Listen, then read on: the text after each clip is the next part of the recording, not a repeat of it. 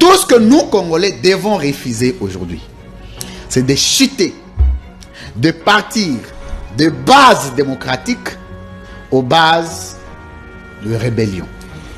Ce serait nous retourner de très loin, plus fort que les efforts consentis par chacun des Congolais. Parce qu'il y a des gens qui prennent cette affaire à la légère, qui pensent qu'aujourd'hui, ça profiterait à quelqu'un le fait que non.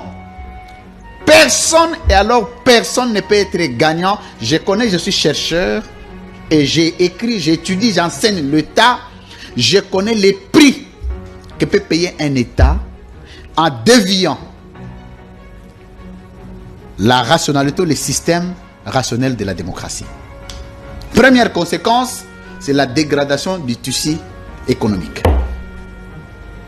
Deuxième élément, c'est l'instabilité politique. Troisième élément, c'est la paralysie sécuritaire.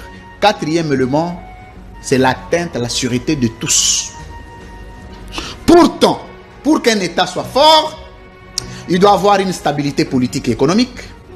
Déjà, lorsque vous quittez le système démocratique, vous n'aurez jamais la stabilité politique et économique. Jamais.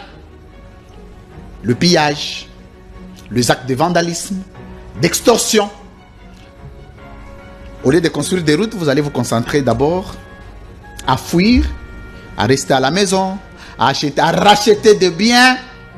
Donc ce n'est pas l'État qui... Les individus peuvent avoir gagné, mais l'État n'avancera jamais. Pourtant, l'objectif de l'État, c'est que l'État avance. Et quand l'État avance, les individus aussi avancent. Même si les individus avancent et que l'État recule, il y a une incompatibilité systémique. Et ça, on n'a pas besoin d'aller à Liège, à Sorbonne et à Var pour comprendre ça. Je conseille utilement à tous et à chacun d'avoir un sursaut. Parce que la tournure que vous voulez donner à la République est une tournure qui ne profitera à personne. Parce que la tournure n'est bonne en système politique d'État que lorsqu'elle profite à la majorité. Si tout le Congolais ont de l'eau, de l'électricité,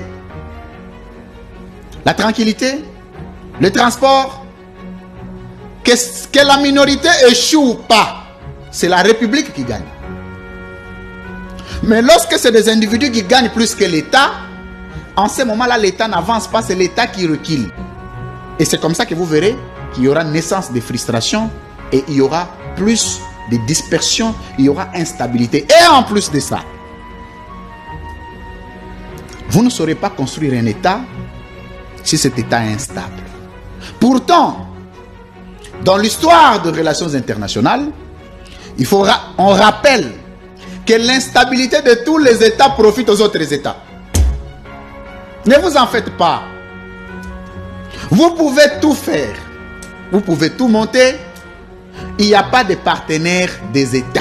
Ça n'existe pas. Oh non, partenaire, j'ai entendu hier même certains officiels qui disent nos partenaires. Monsieur, c'est un langage de la rue.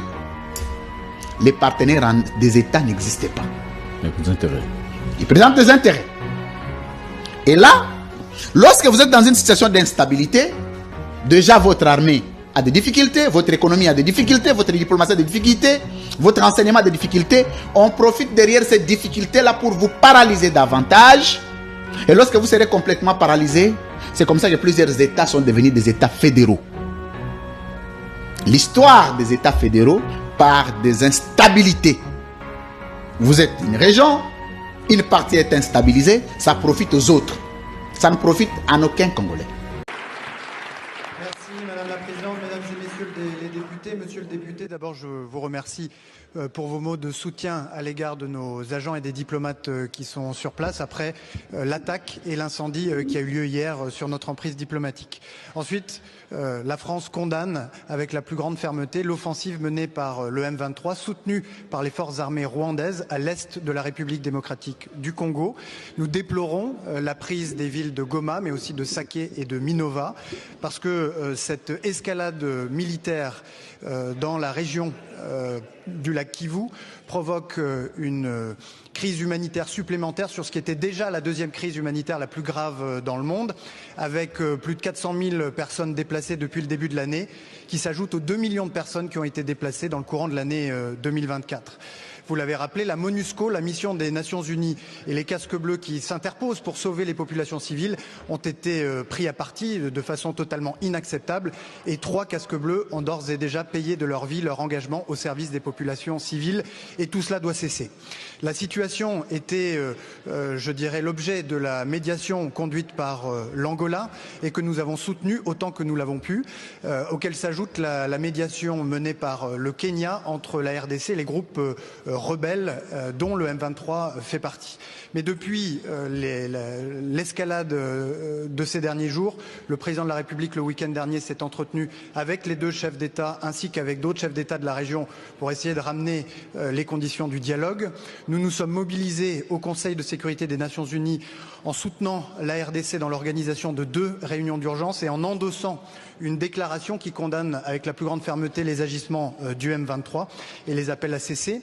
Et puis nous avons avant-hier obtenu de la haute représentante pour l'Union européenne qu'elle aussi dénonce avec la plus grande fermeté les agissements du M23 soutenus par les forces armées rwandaises. Et nous allons poursuivre en ce sens, mais c'est par le dialogue qu'une résolution sera trouvée à la crise. Merci beaucoup, monsieur. Indifférence généralisée de la communauté internationale, le bruit des balles siffle au nord Kivu.